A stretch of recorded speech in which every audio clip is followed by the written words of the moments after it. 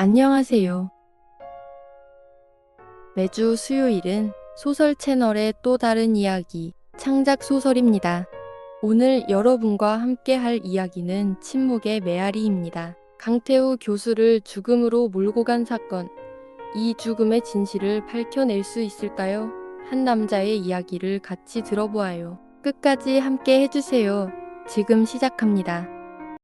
고대 유물을 다루듯 조심스럽게 방울을 손에 든 최 박사는 돋보기로 그 표면을 꼼꼼히 살폈습니다. 그의 진술은 학자 특유의 차분하고 객관적인 어조였지만 그 내용은 법정을 압도하기에 충분했습니다. 최 박사님, 증인께서는 이 놋쇠 방울에 새겨진 문양에 대해 면밀히 분석하셨다고 들었습니다. 이 방울에 새겨진 문양이 의미하는 바가 무엇인지 설명해 주십시오. 최 박사는 스크린에 띄워진 문양을 가리키며 설명했습니다. 네, 이 놋쇠 방울의 표면에는 매우 정교하고 희귀한 문양이 새겨져 있습니다.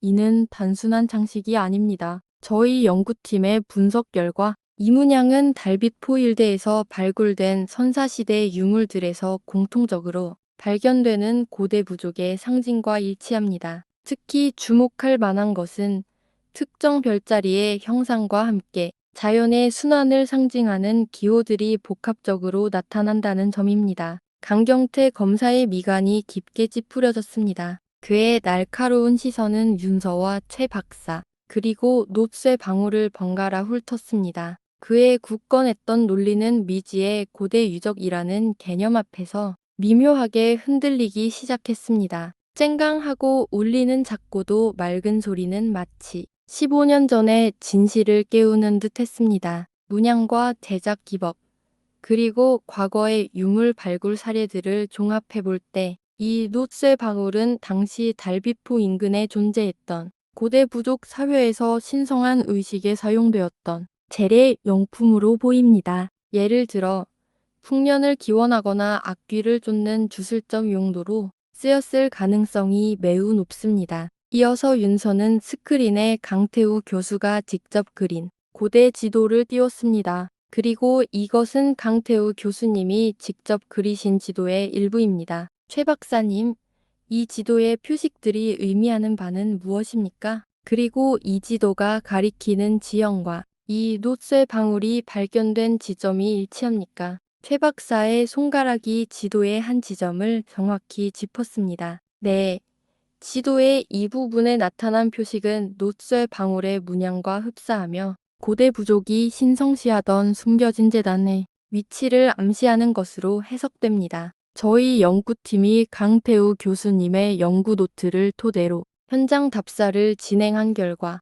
이 지도가 가리키는 지점은 정확히 교수님 자택 뒤뜰 놋쇠 방울이 발견된 위치에서 불과 수십 미터 떨어진 숲속의 작은 언덕과 일치합니다. 이곳에는 인위적으로 축조된 것으로 보이는 오래된 석축과 제단 형태의 흔적이 발견되었습니다. 법정 안에는 탄식과 놀라움이 뒤섞인 소리가 터져 나왔습니다. 교수님의 고택 뒤뜰에서 발견된 아무것도 아닌 듯했던 놋쇠 방울이 사실은 수천 년 전 고대 의식의 산물이었고 그 지도가 가리키는 곳에 숨겨진 재단이 존재한다는 충격적인 증언. 15년 전 살인사건 현장 검증은 고대 유물과 얽힌 거대한 미스터리를 완전히 놓쳐버린 것이었습니다. 그렇다면 최 박사님, 이 놋쇠 방울과 지도는 강태우 교수님이 생전에 연구하시던 고대 유적과 깊은 관련이 있다는 증언이십니까?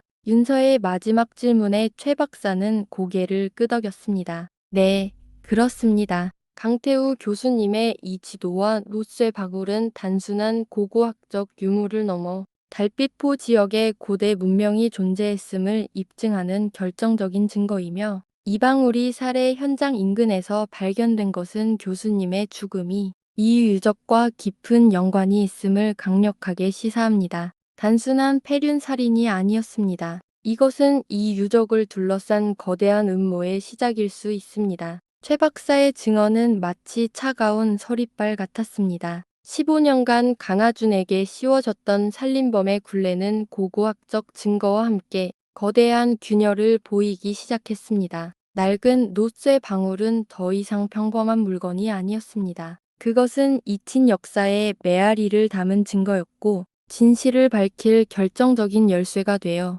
법정 안에서 날카롭게 빛나고 있었습니다. 법정은 여전히 고고학자 최 박사의 증언이 남긴 충격의 여파로 술렁이고 있었습니다. 놋쇠 방울과 고대 지도가 가리키는 달빛포 고대 유적의 존재는 15년 전의 살인사건을 단순한 개인적 비극이 아닌 역사를 아우르는 거대한 미스터리로 변모시켰습니다. 그러나 강윤서는 여기서 멈추지 않았습니다. 그녀는 고요히 숨을 고르며 그동안 품고 있던 최후의 비장의 패를 꺼낼 준비를 했습니다. 그녀의 눈빛은 강경태 검사와 방청석을 스치며 마치 오래된 비밀의 무게를 온전히 감당하겠다는 듯한 결연함으로 빛났습니다.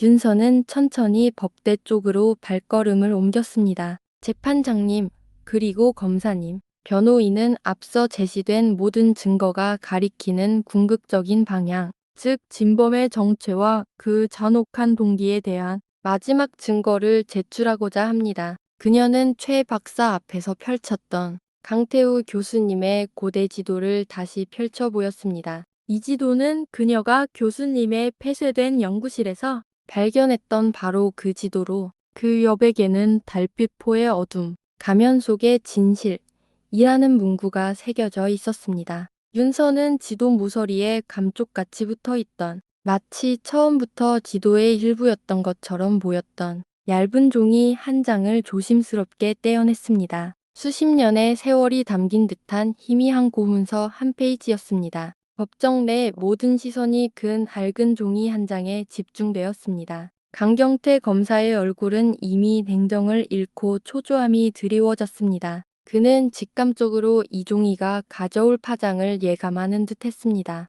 강윤서는 조용히 고문서를 스크린에 띄웠습니다. 고어로 가득 찬 내용은 일반인이 이해하기 어려운 것이었지만 그 핵심적인 의미는 증인으로 나선 또 다른 고문서 전문가를 통해 명확히 밝혀졌습니다. 이 고문서는 달빛포 고대 유적을 수호하던 자들이 남긴 일종의 경고문입니다.